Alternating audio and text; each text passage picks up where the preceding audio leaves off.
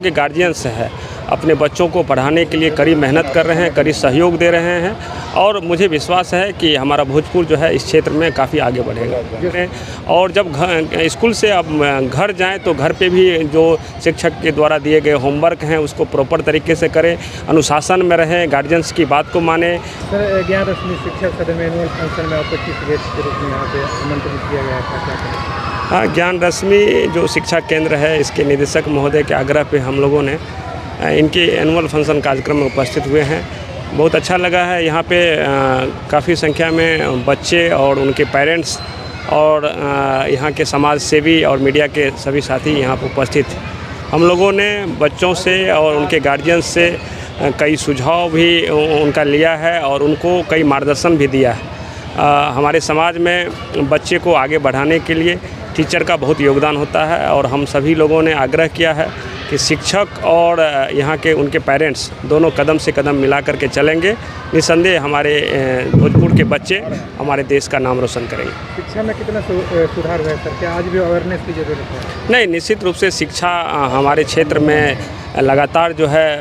अच्छी दिशा में हमारे बच्चे आगे बढ़ रहे हैं। हमारे जो शिक्षक हैं वो लगातार प्रयास कर रहे हैं और जो बच्चों के गार्जियंस हैं अपने बच्चों को पढ़ाने के लिए कड़ी मेहनत कर रहे हैं, कड़ी सहयोग दे रहे हैं और मुझे विश्वास है कि हमारा भोजपुर जो है इस क्षेत्र में काफ़ी आगे बढ़ेगा। जो शिक्षक पढ़ा रहे हैं छात्र छात्राओं के,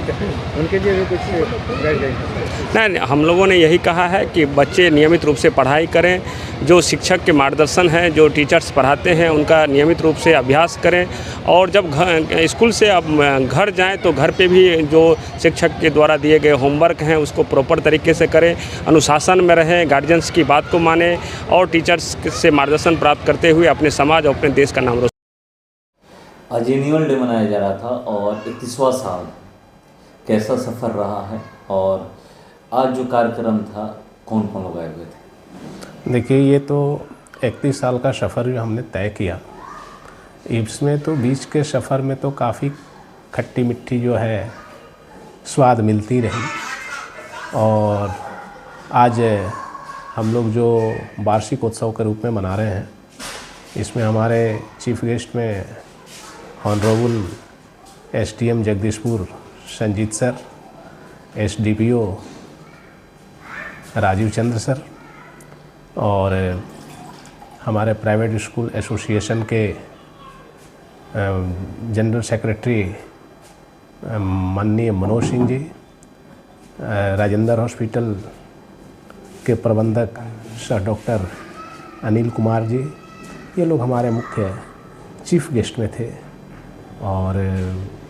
उन लोगों ने हमारे बच्चों के हौसले को काफ़ी अफजाई करने का काम किया और ख़ास तौर से हमने एसडीपीओ सर और एसडीएम सर को, जो कि बच्चों का जो बेसिक नीड्स थी उस पर उन लोगों ने फोकस किया, जो बच्चों के लिए काफ़ी ये मोटिवेशन का काम करेगा। 31 साल हो गए, 2-4-5 साल का सफ़र रहता है तो लोग कहते हैं बहुत शानदार रहा है, बहुत उतार चढ़ाव रहा है। आपका कैसा सफ़र रहा है? सर, सबसे बड़ी चीज़ है कि 2 साल 4 साल आप प्लस माइनस कुछ भी बोल करके आप मार्केट में अपने को स्थापित कर सकते हैं, लेकिन 31 साल का जो सफ़र होता है ये एक लंबी ड्यूरेशन होती है और एक लंबी ड्यूरेशन तक बने रहने के लिए आपके अंदर अगर क्वालिटी नहीं रहेगी तो पब्लिक को टेस्ट करने के लिए 31 ईयर्स एक युग होता है ना, 12 साल का एक युग बोला जाता है, तो 12, 24, 36 लगभग 2.5 युग बीत गया और उस 2.5 युग तक यदि अपने को हम लोग सेटेबल रखे हैं इस प्लेटफॉर्म पर, इसका मतलब कि हम लोग क्वालिटी को मेंटेन करते हैं। क्वालिटी की बात जहाँ तक हम लोग करें, इस साल भी कुछ प्लान आप किए होंगे कि 31 साल तो समाप्त हो गए हैं, 35वां साल में आप प्रवेश कर चुके हैं, क्या क्या नया कुछ देने जा रहे हैं इसमें? देखिए सर, एक्चुअली हर साल हम लोग कुछ अपना एक टारगेट लेते हैं और हमारा जो प्रीवियस ईयर की जो टारगेट्स में कमी रहती है, जो हम अचीव नहीं करते हैं, तो कोशिश करते हैं कि नेक्स्ट ईयर में उसको एक एज ए टारगेट लेकर के उसको हम अचीव करें। जैसे हमारे यहाँ ये तो अब कॉमन चीज़ें हो गई है, बहुत जगह है कि भाई आपका एक कंप्यूटर, तो ये बेसिक एजुकेशन के अंतर्गत शामिल हो गया है, तो ये तो हर जगह है। इसके अलावे भी जैसे हमने अभी साइंस एग्जीबिशन 1 डे पहले हमने लगाया था बच्चों का, तो उससे भी बच्चे जो है प्रैक्टिकली अपने को जो है थोड़ा सा स्ट्रॉन्ग महसूस करते हैं। उसका जो भी कॉन्सेप्ट होता है, जितना कि क्लासरूम में थ्योरेटिकली जो बच्चे का कॉन्सेप्ट क्लियर नहीं होता है, वो ऐसे आयोजन से बच्चे प्रेरित हो करके और प्रैक्टिकली उस चीज़ को जब समझते हैं तो उसमें वो ज़्यादा उसमें परफेक्टनेस आती है। आजकल देखा जा रहा है कि सरकारी स्कूल से ज़्यादा बच्चे प्राइवेट स्कूल में पढ़ना पसंद कर रहे हैं। अगर कोई भी व्यक्ति हो, चाहे वो मजदूर हो या फिर दिहाड़ी मजदूरी या जो भी करने वाले हो, सरकारी नौकरी या जिसके पास पैसे हैं तो प्राइवेट स्कूल में डाल ही रहे हैं। एक सवाल मेरा ये है कि मैं जानना चाह रहा हूँ आपसे कि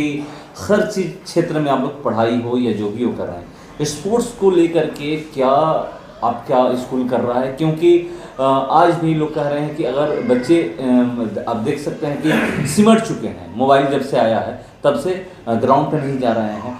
स्कूल में आ रहे हैं, तो स्पोर्ट्स को लेकर के क्या प्लान कर रहे हैं कि कुछ ऐसा नया करें कि स्पोर्ट्स से भी बच्चे आपके स्कूल से निकले? देखिए सर, एक्चुअली बच्चे का मेंटल ग्रोथ के लिए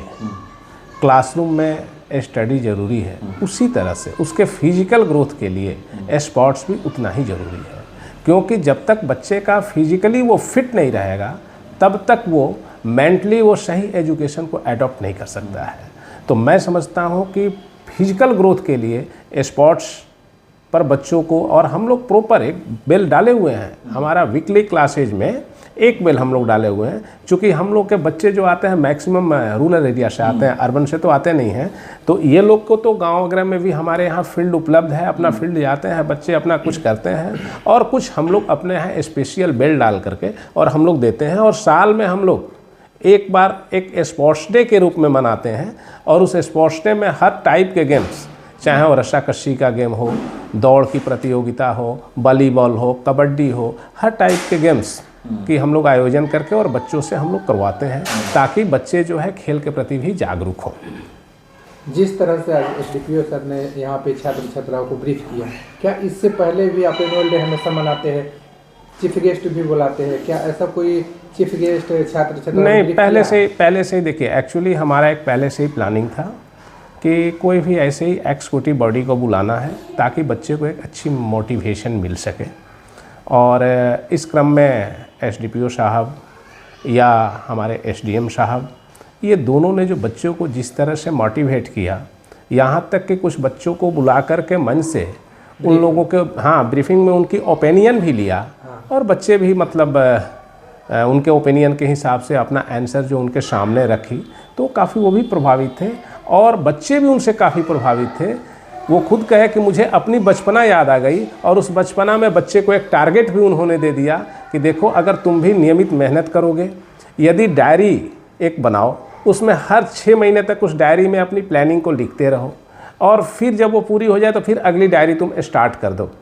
तो बच्चों को जिस तरह से स्टेप बाय स्टेप उन्होंने टिप्स दिया, वो टिप्स बच्चों के लिए एक बहुत मील का पत्थर साबित होगा। खुद का संविधान लिखने की बातें कही जी, ये तो खुद की संविधान हुई ना, संविधान है वो छात्र लिखे और उसको रिमाइंड करे जी जी क्या ग्रोथ हुआ है उस बच्चे में। जी जी जी, तो ये तो खुद की संविधान, और बच्चा यदि अपना ईच एंड एवरी डे अपना एनालिसिस करेगा तो नेचुरली उसकी डेवलपमेंट होनी ही है। अभी कुछ वहाँ पे जो है छात्र है उससे अपेक्षा रखेगी, 2 छात्रों का जैसे ब्रीफ कर रहे थे, तो आपने भी कहा कि तीसरी कोई छात्र है, जब अगले आप एनुअल डे में आइएगा तो वहाँ पे कोई तीसरी छात्र वहाँ पे मिलेगी। जी, ये तो जस्ट लाइक के बच्चे को जो है ना थोड़ा हौसला अफजाई करने के लिए हमने कहा कि बेटा, यदि आप इस चीज़ को फॉलो अप करते हो और अगले साल अगर तुम अपना परफॉर्मेंस अच्छा दोगे, तो आज जैसे कि आज इन बच्चों को बुलाया गया है, कल आपको भी यहाँ पर जगह दी जाएगी। तो जस्ट लाइक है बच्चों के हौसला अफजाई करने के लिए